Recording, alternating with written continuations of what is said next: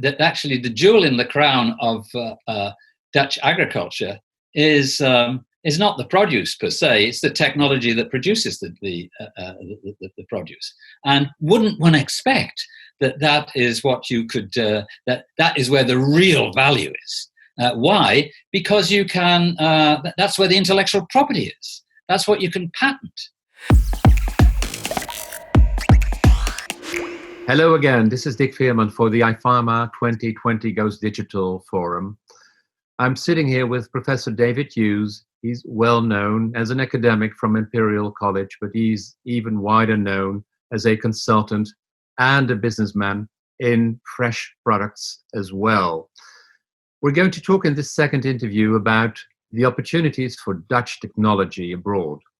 The Dutch, David, have been concentrating their horticulture in a few main areas in the Netherlands.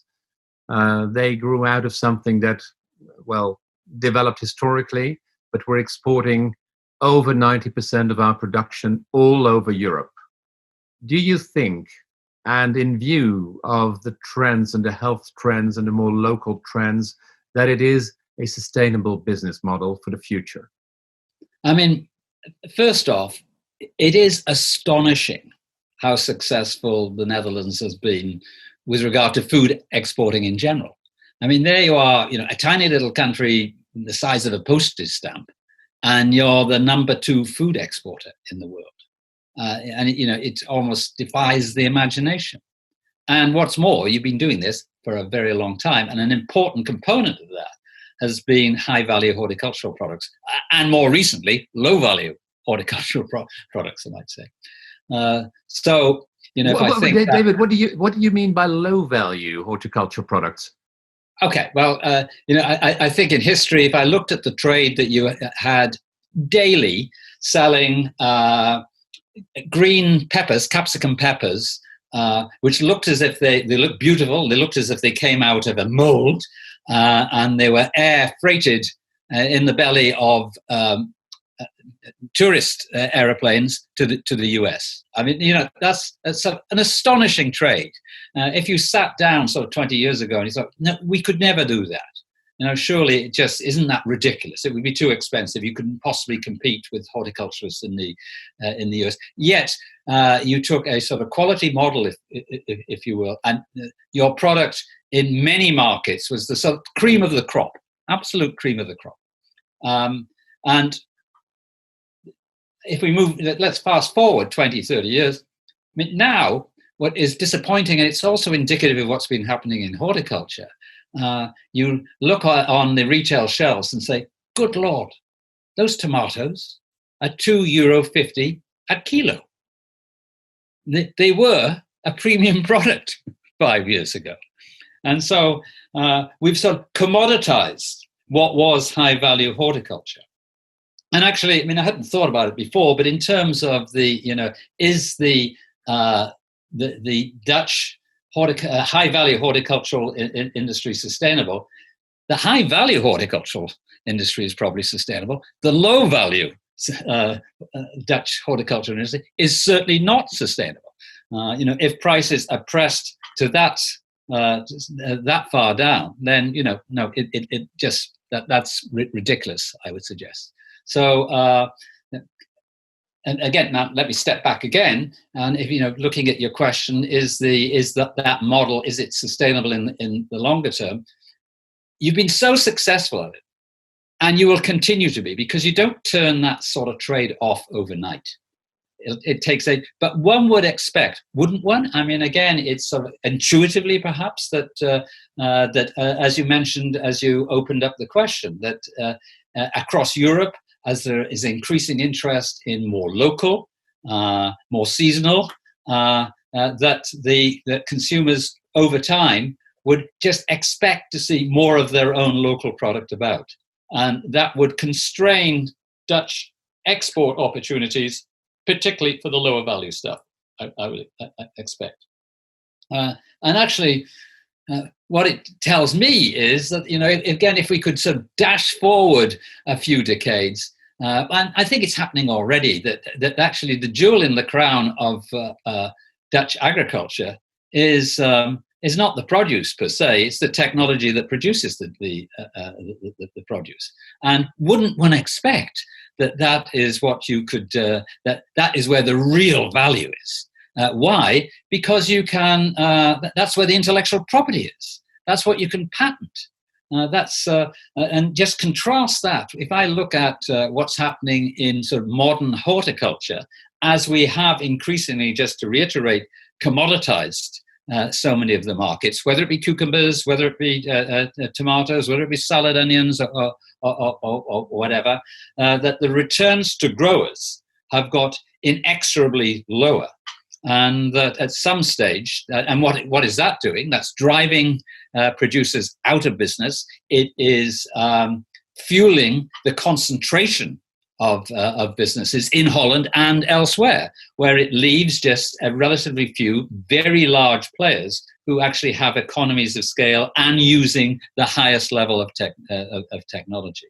And you're just as likely to be able to do that in the UK as in Holland, but in the UK we'll be using your technology and we would be willing to pay for it. Basically, your advice is spread over the world.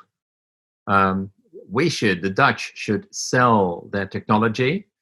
There shouldn't be concentrated areas where everything is produced for a whole country. Just have your own area and you'll be king in your own area. And always produce high-value produce. So spread. And the message to us is sell your technology. Yeah, and your management. Our management, tell me. Well, again, I would expect to see, we're already seeing, we talked earlier about vertical farming, that it tends, hydroponic type businesses, often is not based on Dutch technology. I would be surprised if there were not Dutch management companies associated with their operation in Singapore, for example. So you've got what can you sell? You can sell the technology and you can sell the management associated with it. It may be startup management, but still it's a very valuable item. That is what a beef is, probably. That is what, because management keeps it going. Yes, yeah. I mean, my own experience with hydroponics is that when it's working, it's sort of brilliant to look at, and it just sort of tick like an old-fashioned Swiss watch, tick tick tick tick tick tock tick tock tick. But then when there's a problem, it can go wrong so quickly.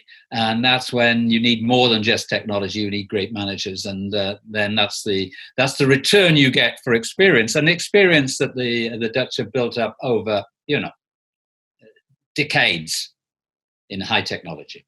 That management, would you think it is knowledge or is it craft? It's a combination. Of course it is. And that management is continually being educated if the research and development continues on the technological end back at home, back in the Netherlands. Do you think there are opportunities for greenhouses being, for example, in Beijing or in Shanghai or in New York City, being operated from the Westland in the Netherlands? Isn't it wonderful? Or some would call it wonderful that actually you can have operating systems that, that somewhere in a basement in Utrecht, there is the controlling group could be greenhouses anywhere in the world, frankly. And would they be deploying craft or knowledge? That would be knowledge. That would be knowledge. Also, mind you, you might be concerned about. Again, back to I've mentioned in another question the whole business about food security. That puts a shaft, if you will, in the food security argument of growing the crop next to the city. If in fact the fertilization of it, that the mechanics of irrigation was managed from a basement in the Utrecht. So you need people on the premises itself, what are their skills? What kind of people do you need? I mean, actually, you need less and less people. If we look at again, look at the top end of automation in hydroponics in the Netherlands. Don't go any further than the Netherlands. Then what I noticed, go into a fresh herb hydroponic operation, and what you see is the occasional man or woman with a white coat on. But you don't see packers. You don't see low-priced labour. That's all gone. Incidentally, which is something which has been accelerated by COVID too, and will continue right across horticulture and right out of greenhouses too. This sort of whole movement towards much higher rates of AI use, artificial intelligence use in food production, particularly in food processing. David, this all boils down to an image of the Netherlands as a multinational in horticulture. Is that indeed what you can see in front of you? Yes, I think to a degree you already have it, to be honest. But I just expect to see it more marked. And again, the trend will be accelerated as the rate of return in commodity horticulture decreases. David, thank you very much for this interview. My pleasure. My great pleasure.